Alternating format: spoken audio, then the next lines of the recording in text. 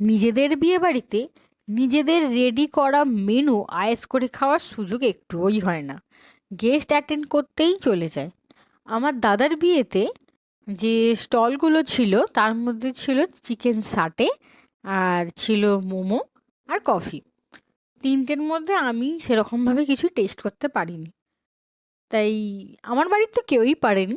তাই আমি আবার বাড়িতে চিকেন সাটেটা রিক্রিয়েট করছি।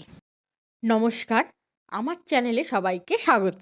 আর পুরো ভিডিওটা দেখার অনুরোধ রইল আপনাদের কাছে। ম্যারিনেট করার জন্য আমি এখানে নিয়ে নিয়েছি আদা রসুনের কুচি, এখানে নিয়েছি হচ্ছে ধনেপাতা, পুদিনা পাতা কিছুটা, আর এটা হচ্ছে একটুখানি নিয়েছি জিরে, আর গোটা জিরে, আর কিছু ওই 4-5টা নিয়েছি গোলমরিচ। আর এখানে আছে একটা পেঁয়াজ কুচি করে রাখা আছে। আর এতে 3টে কাঁচা লঙ্কা আছে, যেটা পুদিনা পাতার এতে এতে চাপা পড়ে গেছে। এগুলোকে আমি ভালো করে পেস্ট করে নেবো। এবার যে চিকেনটা আছে ভালো করে ধুয়ে তাতে একটু নুন দিয়ে দিয়েছি স্বাদ মতো। এরপর আমি তাতে একটা লেবুর অর্ধেক রস আমি দিয়ে দিয়েছিলাম। এখানে আমি 500-র মতো মাংস নিয়েছি। এইগুলো হচ্ছে ওই পকোড়া সাইজের মতো করে কেটে নিয়েছি। দিয়ে এই পেস্টটা দিয়ে ভালো করে ম্যারিনেট করে নিয়েছি। আর লাস্টে 1 চিমটের মতো দিয়ে দিয়েছি হলুদ গুঁড়ো। আর সবার লাস্টে দিয়েছি একটু নামমাত্র তেল। আমি অবশ্য যে পুরো পেস্টটা হয়েছিল সেই পুরো পেস্টটা এতে দিইনি, কিছুটা পেস্ট আমি রেখে দিয়েছি। মাংসেতে আমি প্রায় 1 চামচ থেকে 1.5 চামচের মতো দিয়েছি ম্যারিনেট করার জন্য, আর কিছুটা রেখে দিয়েছি। ক্যাপসিকাম আর পেঁয়াজগুলোকে এরকম সাইজ করে কেটে নিয়ে তাতে একটু নুন দিয়ে আর হচ্ছে ওই মশলাটা দিয়ে ভালো করে ম্যারিনেট করে কিছুক্ষণের জন্য রেখে দিয়েছিলাম। সাটের জন্য আমি এখানে পেঁয়াজ নিয়েছি আর ক্যাপসিকাম বাড়িতে ছিল, এই দুটোই নিয়েছি। আপনারা চাইলে আরও red bell pepper, yellow bell pepper দিতে পারেন। মানে আমার বিয়ে বাড়িতে এগুলো ইউজ হয়েছিল, আমার বাড়িতে এখন অ্যাভেলেবেল নেই, তাই এগুলো দিইনি। মোটামুটি 15-20 মিনিট। এবার আমি ওতে আমি কিছুটা হচ্ছে দিয়ে দিয়েছি টমেটো সস, দিয়ে ভালো করে মাখিয়ে নিয়েছি। তারপরে যে শার্টের যে কাঠিগুলো আছে সেইগুলোকে আমি এক এক করে সাইজ করে নেবো। এইগুলোকে তো একটু জলে ডুবিয়ে রাখতে হয় কিছুক্ষণ, নাহলে এগুলো ভেঙে যায়। এই জন্য আগে থেকে আমার জলে ডোবানোই ছিল।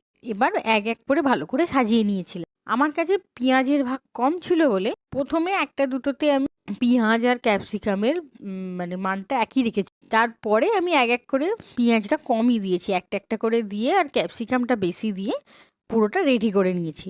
এখানে মোটামুটি ছিল 21টার মতো।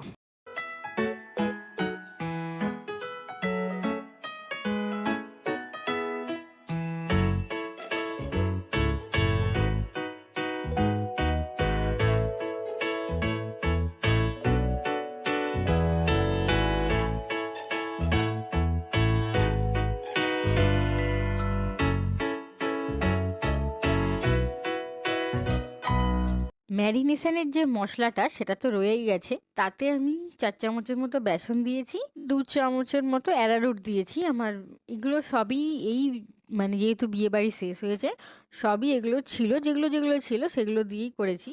আর কর্নফ্লাওয়ারটা ছিল না, তাই বেসন দিয়েই করেছি। আপনারা চেষ্টা করবেন কর্নফ্লাওয়ার দিয়েই করতে, তাহলে জিনিসটা হচ্ছে লেয়ারগুলো যে কি কি দিয়েছি সেগুলো একটু ভালো বোঝা যাবে। আর ভালো হচ্ছে মানে ভাজাটাও ভালো হবে। ভালো করে এটা গুলে নিয়েছিলাম। আর একটা তার সঙ্গে দিয়ে দিয়েছি একটা ডিম, দিয়ে ভালো করে জিনিসটাকে গুলে নিয়েছি। আর আমি প্রথমে একটু মোটা করে গুলে আর দুটোকে আমি ভেজেছিলাম। দেখতেই পাচ্ছেন একটু মোটা করে ভাজা হতে কেউ মোটা হয়েছে আর বেশ প্রচুর তেলও টেনেছে। আমার চ্যানেলে অলরেডি মোমোর ভিডিও দেওয়া আছে, স্টিম মোমো আর মোমো পিৎজা। আমি ডেসক্রিপশনে আর আই বটনে দিয়ে রাখবো, আপনারা চাইলে ওখান থেকে দেখে নিতে পারেন।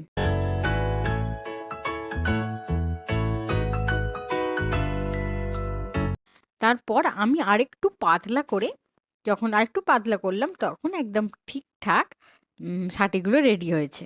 দেখতে পাচ্ছেন ভাজাগুলো একদম প্রপার হয়েছে, আর পুরো মানে থাকতে থাক সব বোঝা যাচ্ছে। এর পুরো সাটেটা রেডি। আমি যে কম্বোটা মোটামুটি রেডি করেছি, আপনারা একটু কমেন্ট করে জানাবেন যে এর সাথে ব্ল্যাক কফি যায় না দুধ দিয়ে যে কফিটা নর্মালি হয় সেই কফিটা যায়, কম্বোটা কোনটা ভালো যায়, এটা একটু কমেন্ট করে জানাবেন। আর এটা হচ্ছে আমাদের বউ ভাতের মেনু কার্ড। সেটা আমি আগেও দেখিয়েছি।